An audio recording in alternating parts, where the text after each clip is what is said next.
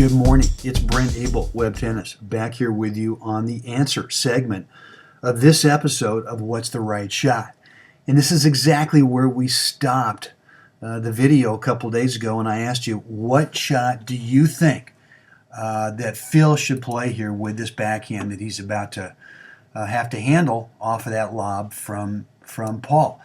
And, you know, the thing that I was talking about is that too often what I see with any lob that goes up from this player here, I see this player way too often starting to back up and retreat.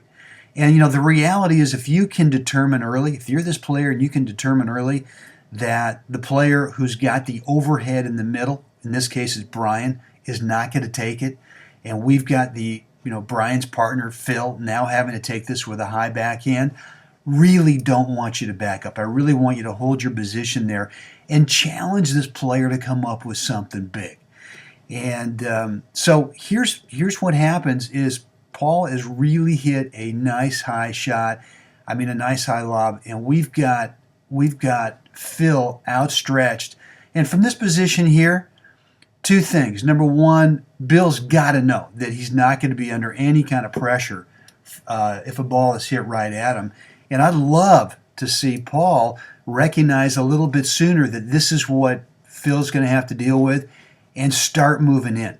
Because if Phil does play this shot back in here and plays it, just kind of dinks it back in here, not short, but, you know, kind of pushes it somewhere back in here, it may be that he's got enough time to kind of play the shot and then reclaim his net position. And we're kind of back to ground zero, or the starting point again, where now Paul's got a shot to have to deal with here with both opponents up at net. But what happens here is it's all that Phil can do just to get his racket on it. And because Bill has not backed up, he's really now in the right position of the court to rob Phil of any time to kind of cover up his court over here, his half of the court, and Bill just steps forward, takes away that time, and plays a really nice, just standard volley into the open court, and there you have it. So I think what I'm trying to get to today is less about what's the right shot and much more about this situation here, that when the lob goes up in here, that this player right here, make sure you don't automatically back up just because both players are up at net.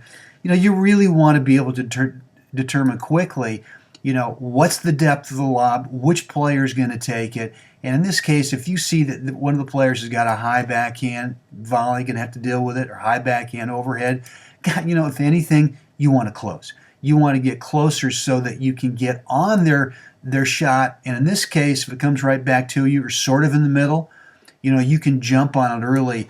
So this player's really got no time to get back in the middle of their half of the court.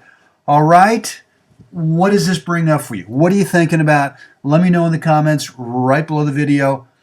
Looking forward to hearing from you. Have a great day out there.